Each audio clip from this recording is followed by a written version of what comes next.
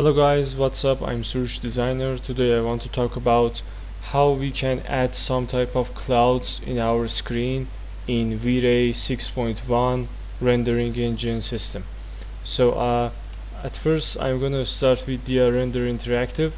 Actually we have some frame in the 4.3 in the picture mode, and our resolution is about 600 to 450.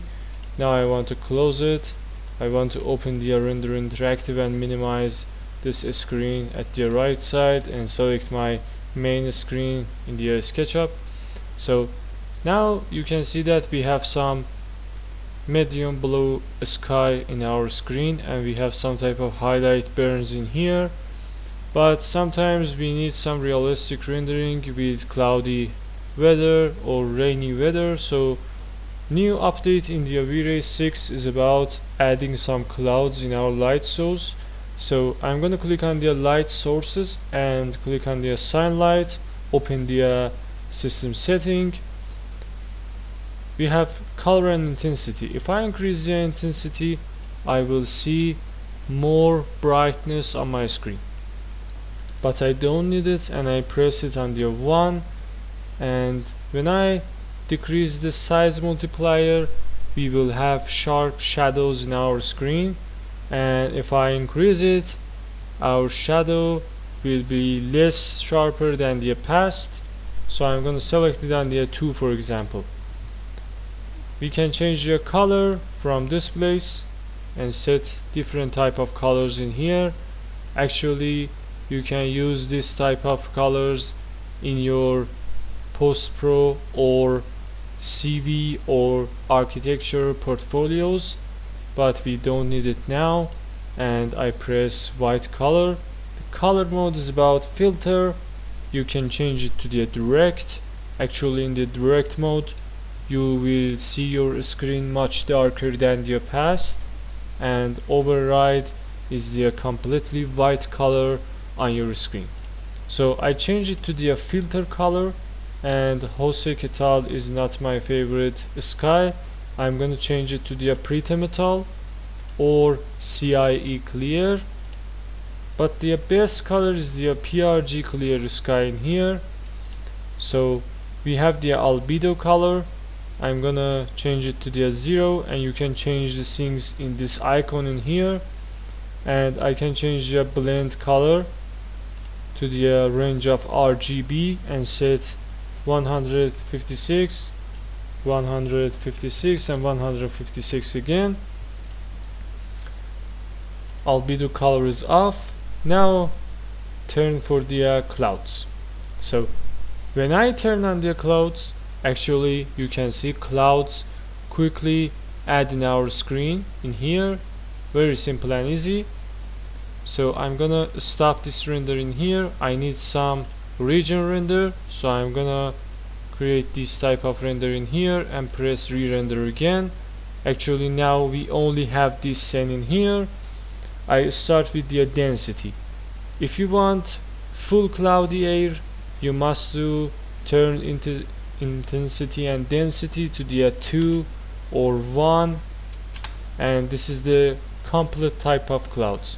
And when I reduce the density, you can see we have more clear sky and clear lights in our screen. So I'm going to change it to the 0.5, for example. Another option we have is the variety. When I increase the variety, actually clouds will be increased, but in different sizes. So I'm going to increase it to the 1, and you can see the changes in different places on our screen like this. And when I reduce the variety, you can see that we have big size of clouds, but it's more lower than the past. So I'm going to change it to the 0.5 again.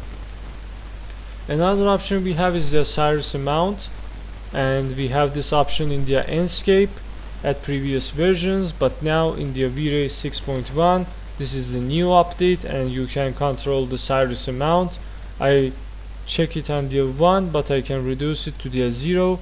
Now you have clear sky and clear weather without any type of cutted clouds between this distance from this cloud to this cloud.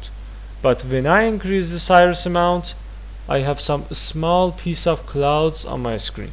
So I'm gonna reduce it to the 0.1. And another option we have is the actually height, and you can see that meter icon in here. When we decrease the height, actually clouds will be near to the camera, but because our density is low or medium, we can't feel it. So when I increase it, you can see the effect on the screen. So I completely full this density to the 1, and now I want to increase the height to some number about 3000. You can see that heights are more far than our camera lens. So I'm gonna increase it to the 4000 for much realistic results, something like that, or maybe something like this is good. Another option we have is the thickness.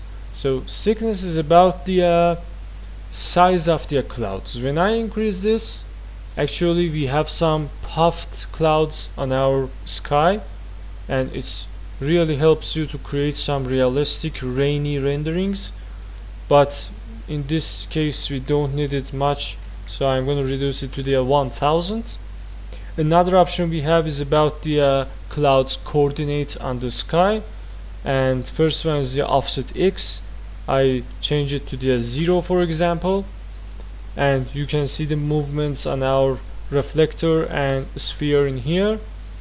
Offset Y is about the coordinate Y, and you can change it, for example 0. Phase X with the percent is about the rotation of the sky's cloud, for example longitude and latitude. So I'm going to change it to the 0 and 0 again. When I increase the height from 4000 to 8000, actually the maximum size is 5000, but when I increase it to the 5000, you can see that you see skies much far than the past. And if I want some type of shiny weather, so I'm going to reduce the density to 0.2, and we only have 2 clouds in here. But it's not realistic, because when you use cloudy weather, you must set some high values for it, something like that maybe. And ground shadows is on. Actually it's related to the shadows from the clouds on our surfaces, so I'm going to check it. And we have some dynamic colors. It depends on the wind speed, wind direction, and phase velocity. So I'm going to change it to the reset point, and reset point.